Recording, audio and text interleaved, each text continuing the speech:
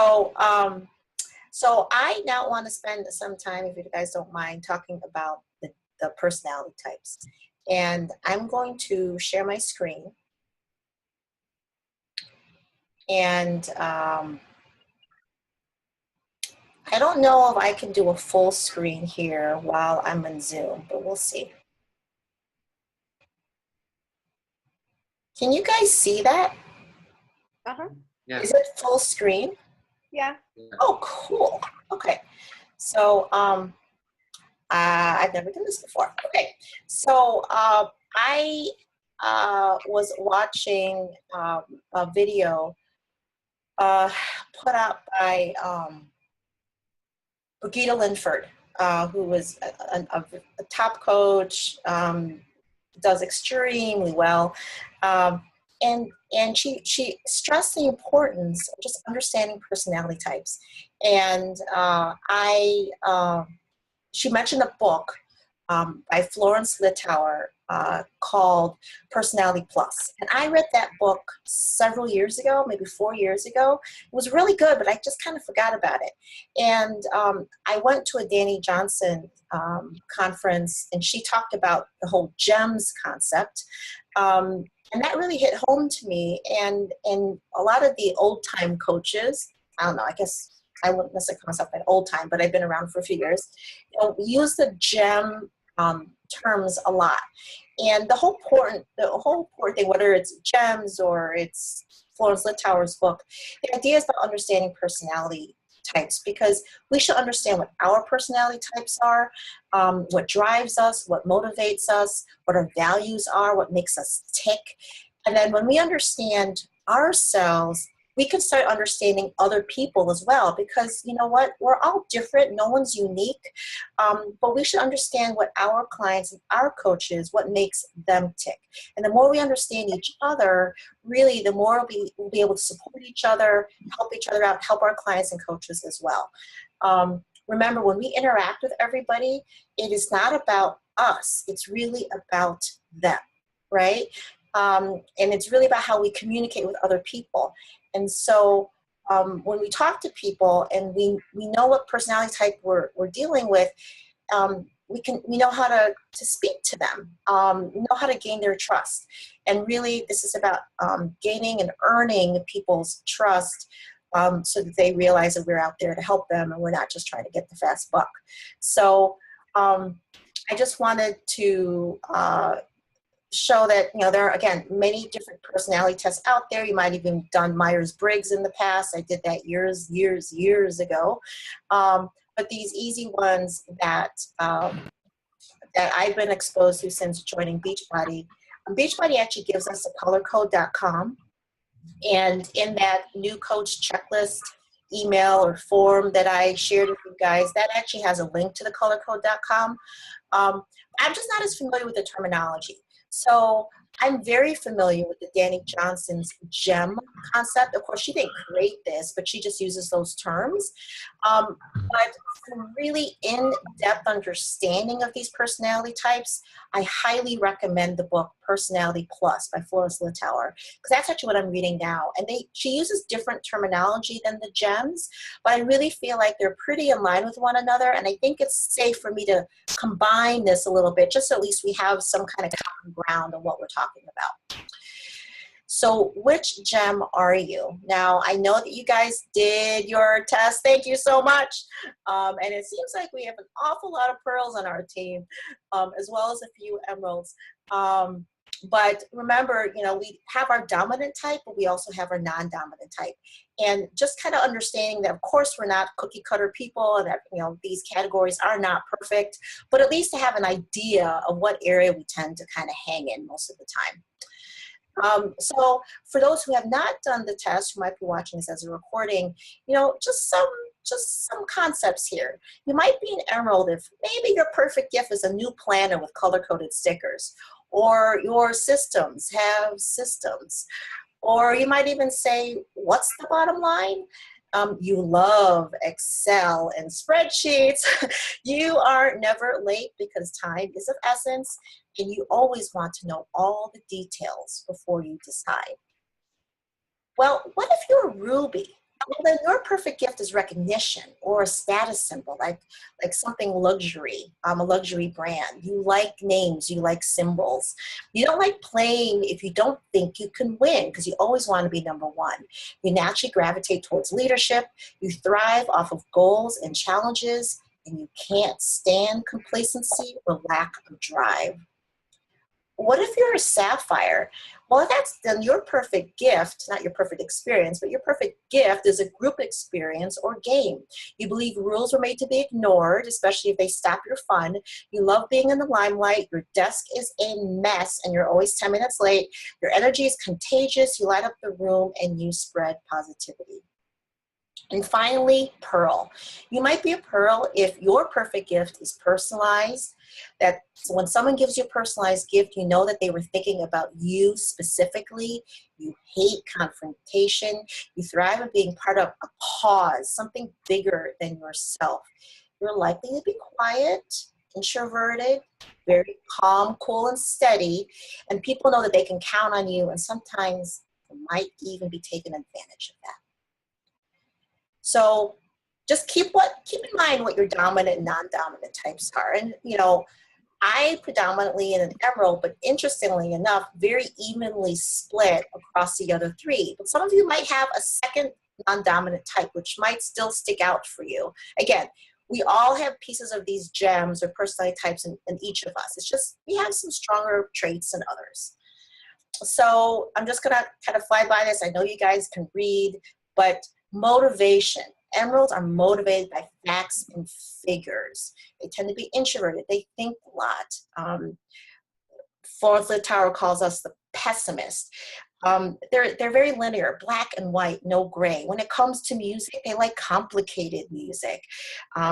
Lots of classical, maybe even that complicated techno, or maybe even heavy metal. Clothing, I just kind of made me cringe, but like dark and dated clothing, because they like to make things last a long time because they save their money.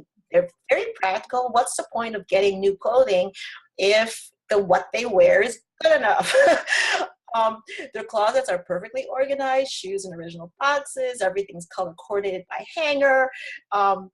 I don't know about you guys, but with dishwashers, if somebody else is loaded the dishwasher, I tend to reorganize it because I believe the fork should be in one place and spoons in another. As you can see, emeralds have a deep appreciation for organization, and they're always on time. In terms of how do they think? What are their emotions? They're very deep, they're thoughtful, they're analytical, they're serious. Some emeralds would even be considered genius. A lot of the Einsteins and the Michelangelos, genius prone, very talented, very artistic or musical, philosophical.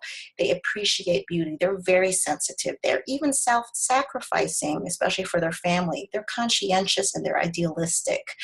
At work, they like their schedules. They're considered perfectionists. They have very high standards. They love their details. They're persistent and thorough, orderly, organized, neat and tidy, economical. Remember, they like to save. They see the problems. They find creative solutions. They need to finish what is started. And again, they like their charts, graphs, figures, and lists. Some interesting things here. This is not really, it's important for you guys, for those who are parents. They set high standards for their family, want everything done right. They keep their home in good order. They might even pick up after their children. They sacrifice for their children, and they encourage scholarship and talent. And as a friend, they make friends cautiously. They have good friends, but they don't have as many as some maybe of the other gems, because friends have to earn their trust. They like to they're content to kind of hang in the background. They don't like to cause attention. They're very faithful, loyal, devoted. They're okay at listening to both sides, so that's why they're good mediators. They'll listen to complaints. They can solve other people's problems. They're very concerned. They're very compassionate. And when they look for a mate, they look for the perfect one. So in terms of strengths, I mean, a lot of these words keep coming up, right? They're organized, they're discerning. A lot of them would consider them intelligent and wise. They're good with saving money, very sensible, diligent, hardworking, persistent, consistent. They're okay with both the upside and downside. The problem with setting very high standards for themselves is they also set high standards for others, which is a weakness for them, okay? They set people up for failure because they have such high standards for others. For themselves, they think others can do the same thing. When they're communicating with people, because they're okay with hearing the upside and the downside, they might be asking why a lot. Well, why did you do it that way? Well, why did you not do it this way? And so the person on the recipient side might actually feel like they're being interrogated, and that can actually put up a wall and make for difficult, poor relationships. So if you can think of people who you work with, all right, remember that they're driven by facts and figures. They want all the details. They want to read all the instructions before they put something together. This can slow people down because they want all the information before they get started. So let's say you're dealing with a customer or a potential customer or one of your coaches on your team, and they just need all information. Make sure they get it. Direct them to the online office or get them a YouTube video. Let them research. They like to research and know all the facts, but also they need to feel supported that, or you need to realize as Emeralds that this could slow them down, and so you might have to help them, encourage them. In other words, that they don't have to make the perfect decision. But remember, they still have a lot of potential. Their organizational skills can lead them to be very extremely successful in business, as well as with their challenges in terms of our groups.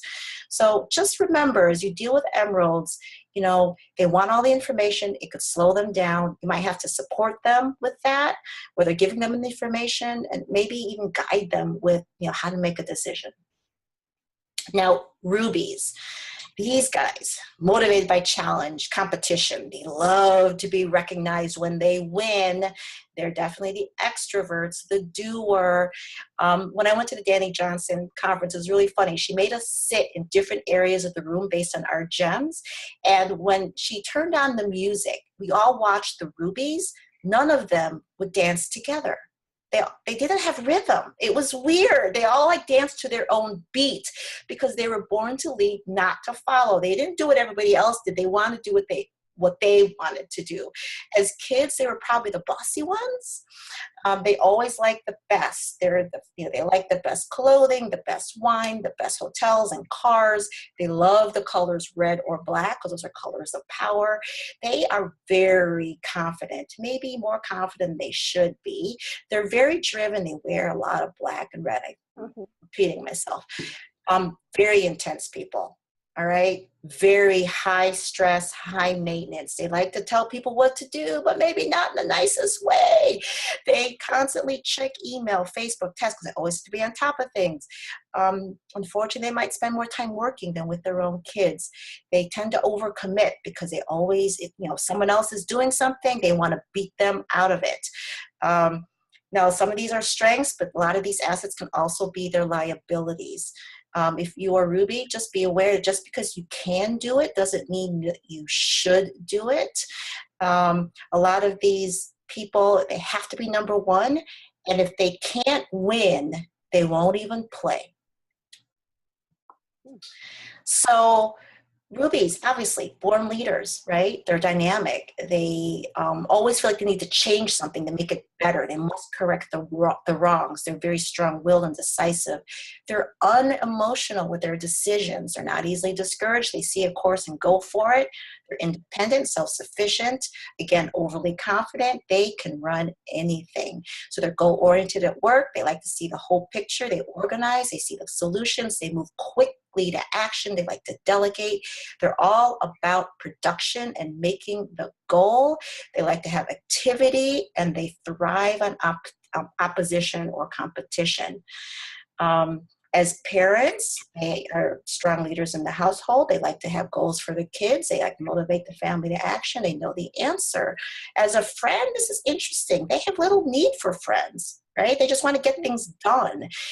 They'll work for group activity. They'll work with people.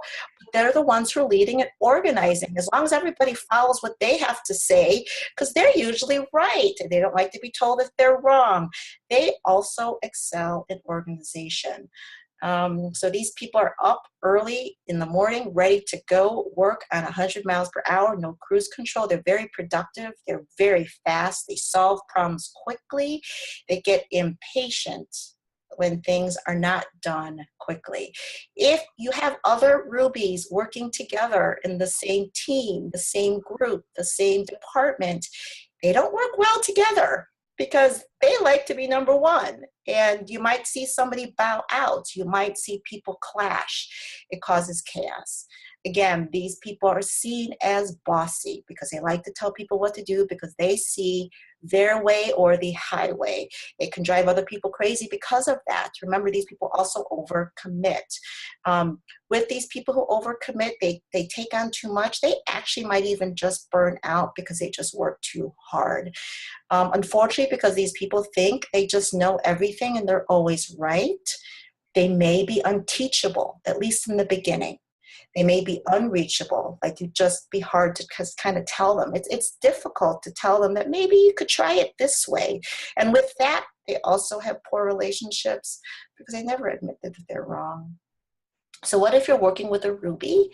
Again, they're probably not going to be very teachable in the beginning when you first meet them. Now remember, these are for your coaches on your team, or maybe they're people in your challenge groups. You might have noticed some of the people in our groups may just not be ready to be told what to do. They just want to do it their way, no matter what suggestion you give them. They want to figure it out. They want to have all the answers. So maybe you just have to let them figure it out. Give them the resources, but let them figure it out. To motivate them, give them friendly competition and challenges. Help them with setting goals. Be very deliberate with them. And when they achieve their goals, recognize them. They love recognition. All right, sapphires. Sapphires are motivated by fun. They're also extroverts. They love to talk. They wear bright, trendy clothing. They like to solve their problems by talking out loud. If you were a sapphire as a kid, maybe you were sent to the principal's office a couple times. Love people, love being the center of the attention, love parties, love big, loud parties. They're also very animated. They have vision. They like to travel, meet people. They don't like being alone. They can't stand stressful people. They live for the moment, good times. So they gravitate toward jobs that are fun. They deal with other people. You know, because they're so busy having fun, they might settle for mediocre. And they're often late because they're too busy. I don't know, they're just disorganized. They're very appealing. These people, again, the life of the party, very talkative, good sense of humor. You know, they're the people who actually, when they're talking to you, they might touch you, grab onto your arm because they have a big story they just absolutely have to tell you. They might even, you know, exaggerate their stories and give you things that might even, some people might even consider lying because they're just so demonstrative and emotional and love embellishing on their stories. They're very cheerful. They're bubbling over. You know, they're great on stage. They're curious, wide-eyed, innocent, always a child. They live in the present. But these people are sincere at heart because they always just want to, you know, be the center of attention. They'll volunteer. They may not necessarily, they'll realize what they're volunteering for. They think up of new activities. They look great on the surface. Again, they're very creative. They're colorful. They're energetic. They're enthusiastic. They can seem flashy. They're very inspirational, and they charm people to work. They make, you know, as parents, they like to make their home fun. The kids, you know, ever have one of those parents where everybody, you know, all the kids on the block, they just want to gravitate to a certain household because their parents are just so much fun. If anything happens, you know, that's potentially disastrous, they make it funny. Florence Littauer will call this person a circus master. These people make friends easily. They love people again. They love getting compliments. Again, recognition on a different scale. They like, as a friend, they just seem like an exciting friend. They might even be envied because they just seem like such fun, exciting people. They don't hold grudges. They apologize quickly. They don't like anything dull. In fact, if a conversation seems to stall, they'll probably just jump in and just give a story, or just they don't like, I don't know, just a pause in conversation. They like being spontaneous. So these people, they're just born, they're very creative. They like to invent. They're born with the gift of encouragement to motivate others. They naturally smile and compliment others. They live for the moment. They're great team players. But unfortunately, they're disorganized. And because of that, they just create chaos. They're always late. They do tend to procrastinate, but they somehow pull it through in the end. They do not work well under financial pressure. These are the kids, might even be branded ADHD. So when you're working with Sapphires, like, if there are people in your challenge groups or any of our coaches, make sure you make it fun. Develop ways for your business or your challenge group to be fun. Because if it's not fun, they're not going to be motivated to do it. If it's going to have a bunch of charts and graphs and goals and all of that, they might be kind of scared off.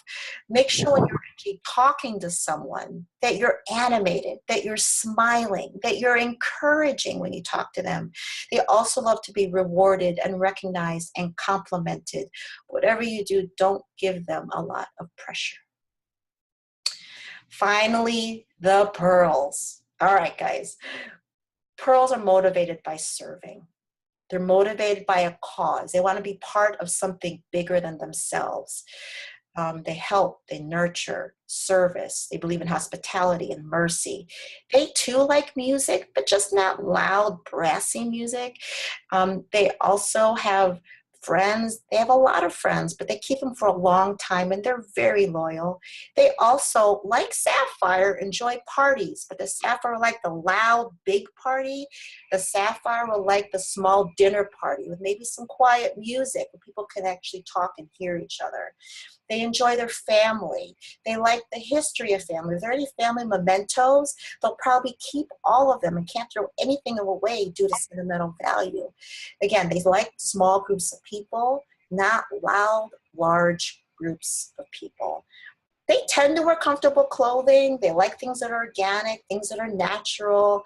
Their makeup, if they're women or men, like to wear natural makeup. They like to garden perhaps, and they're not motivated by money. These people are very low key. They're easygoing. They're relaxed. They're calm and cool. They tend to be patient, well balanced. They tend to be very consistent, quiet but witty, sympathetic and kind. They're not very outwardly emotional. They seem happily reconciled to life. They're very all-purpose, very balanced. At work, these people are very competent and steady. They're peaceful. They're agreeable. It can be administrative. They're considered mediators. They avoid conflicts, do not like confrontation. They do work under pressure. They just don't show a lot of stress. They always find an easy way to do things. Just again, to keep things calm, not necessarily getting the easy way out. As a parent, they're good parents. They take time for their children. They're not in a hurry. They take the good with the bad. They just don't get upset easily. They're very easy to get along with as a friend. They're pleasant, enjoyable. They don't offend. Again, they're very even-keeled, good listeners, dry sense of humor. They like watching people. They have many friends. They're very compassionate, and they're concerned of others. These are the people who will give the shirt off your back. They will do anything for you, the family, the team. They build long-term sentimental relationships. They like to support others. They're often the rescuers, the servants, and they don't care about getting credit for what they do. Again, very compassionate and service-driven. Part of this, though, is that they avoid confrontation. That's why they like to kind of, get along with everybody. They don't like making decisions. They don't do well under pressure, which I think I just contradicted myself there. They feel guilty, maybe, in terms of business, to charge for their services. They tend to give things away for free a little bit too often. And because of this, they might get taken advantage of. They're often a sucker for people's excuses. And they have a lack of healthy boundaries that can hurt them and the people in their lives. So keep that in mind. Tips for working with a Pearl. Pearls are driven by serving others. They focus on how they're going to best. So when you're working with a Pearl, they're not going to be motivated by, anything flashy. They're not going to be motivated by money. Focus on how they're going to best support their friends and family. It's all about service. So this information I pulled together, some of it from Dani Johnson because I went to her conference, and you can see the terms there: emerald, sapphire, ruby, pearl. I highly recommend, though, that you read the book Personality Plus, because it really goes in depth with each of these personality types, and she calls it perfect melancholy, popular sanguine, powerful choleric, and peaceful phlegmatic. Those are a mouthful, which is why I prefer to use the terms emerald, sapphire, ruby, and pearl. She talks about each personality type. She talks about what if you are that type, what are your strengths, what are your weaknesses, how you can improve in those areas. If you're dealing with someone who's an emerald or a ruby or a pearl, how do you talk to them? How do you motivate them? It helps you interact and communicate with others. So I think it's a really worthwhile book to read when you're just kind of banging your head on, like, I don't understand how to get along with this one person, or how do I motivate this person in my challenge, or how do I, influence this person who I know wants to start her, healthy journey, but just can't seem to get going because she's an emerald and has to read everything. All right. So, I just wanted to pull that together for you guys. Curious what your thoughts and comments are.